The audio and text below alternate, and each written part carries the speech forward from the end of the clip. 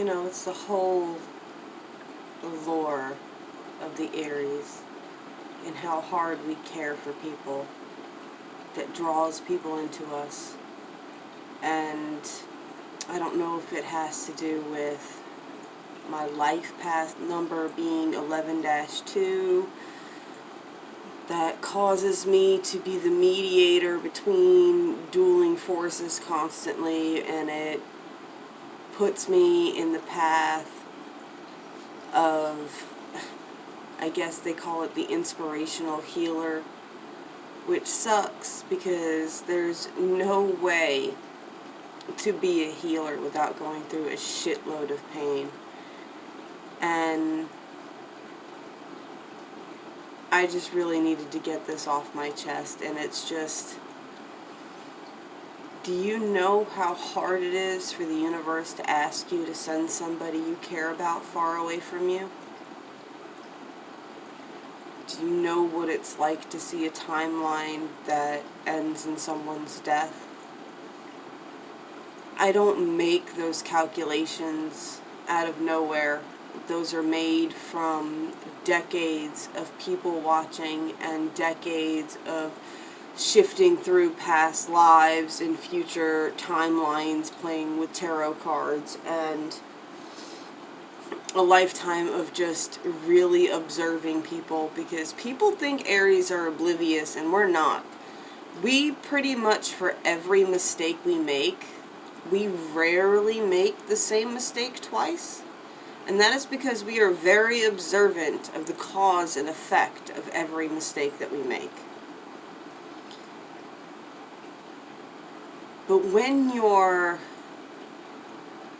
plugged in and you can calculate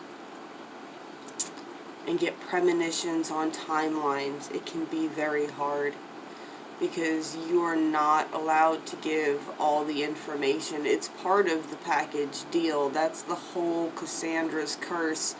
Cassandra was so loved by Apollo, but she didn't share his affection, so he cursed her with being able to see the future, but also cursed her with nobody ever believing her when she says stuff. So the reason I sent my last husband away 2 months ago at this point, which is why I feel kind of safe talking about it now, it had nothing to do with the fact that he was a heavy man. He was a heavy man when I married him. That wasn't a problem. The problem was that he was way too comfortable in the situation we were in, that he was happy to die in it. And people can say that I'm crazy for saying that. I had premonitions of his death and blah blah blah. There was calculations in that. There was things that planted that psychosis. I had a friend within the last 2 years who woke up next to her dead husband. I had another friend die in his sleep that had the same problems. I spent countless days in ER rooms watching them trying to get his blood pressure under control. I spent nights not being able to sleep because he would stop breathing in his sleep, constantly gasping for air. So when I say that I had premonitions of someone dying, it's not because there wasn't clues in real life, in what was happening around me every day, that didn't build to that fear. And then it hits the point where if you live in that fear long enough, you're going to manifest it yourself.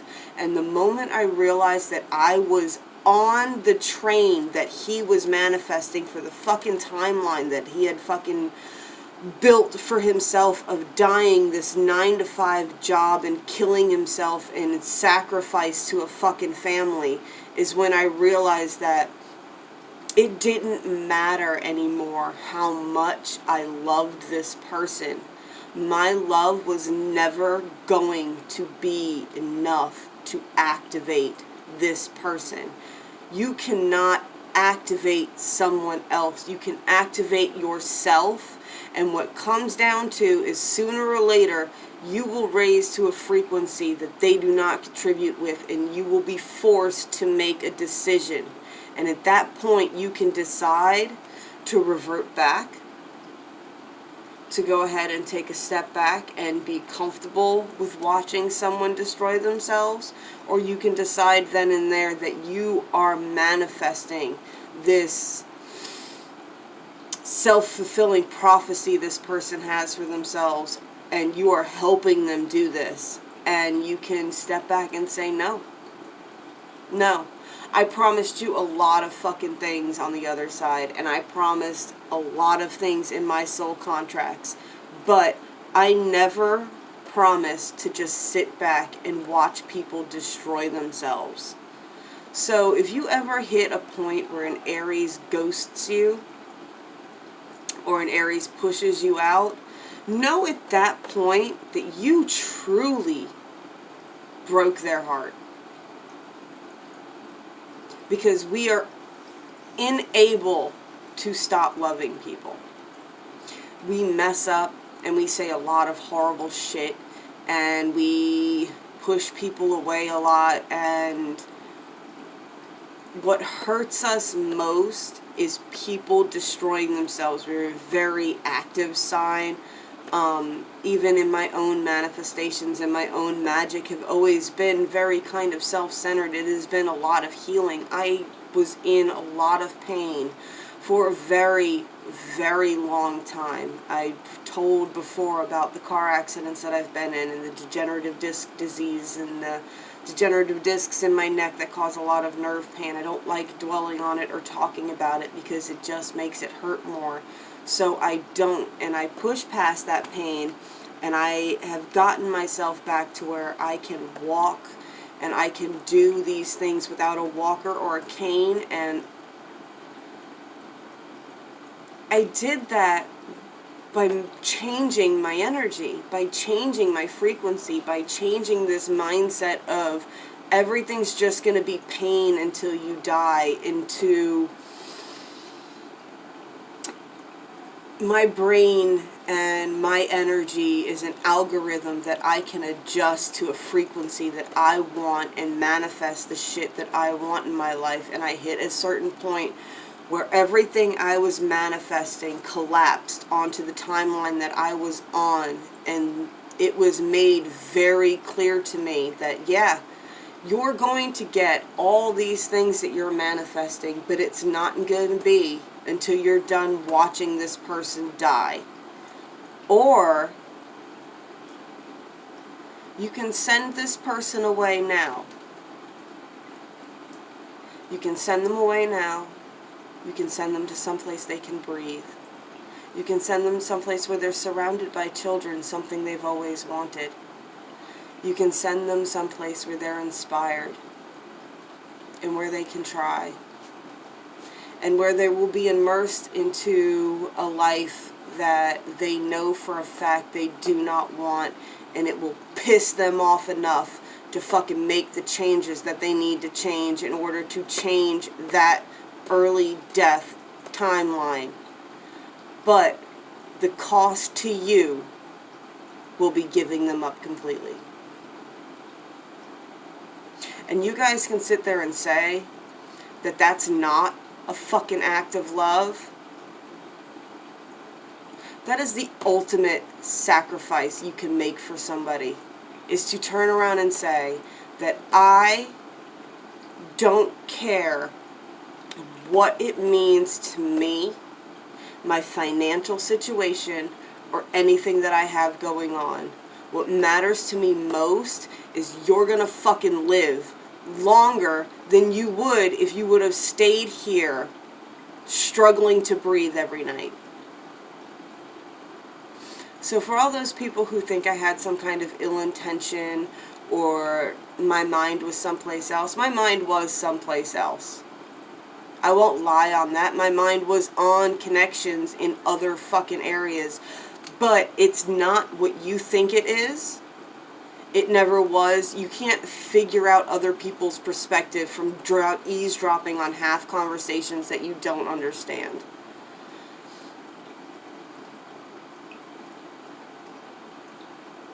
The connections that I make outside and from other perspectives are not the same connections and perspectives I make here and what I'm doing here.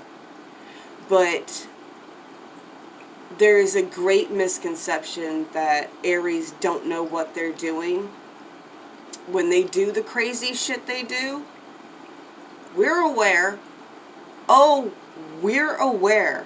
The ones that are evolved, the ones that are actually working on themselves, the ones that do things like spend inordinate amount of time studying astrology to get ahead of waves that will be affecting them so that they know how to act and what to do when these waves hit so that they do not cause the same chaos that they always cause. Know that as the first sign of the zodiac, the reason we act out of impulse and the reason that we are the toddlers of the universe is because we are the goddamn butterfly that flaps its wings, that causes the effect, that changes everything else for everyone. And that's our purpose.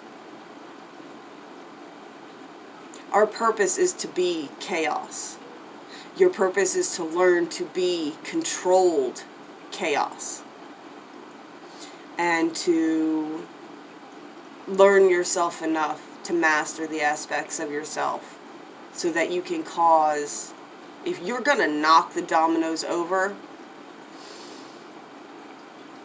you got to be prepared to let it all go. Because once they all fall, there's nothing else to do but clean it up.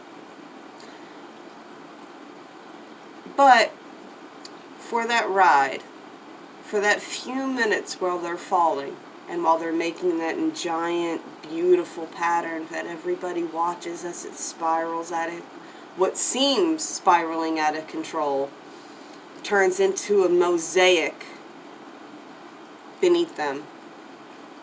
Then you'll understand exactly what the fuck we were doing. And I don't know who's going to understand this and who's going to listen to this at this point, but that's really just what's on my chest right now. Alright, witches. I'll talk to you later.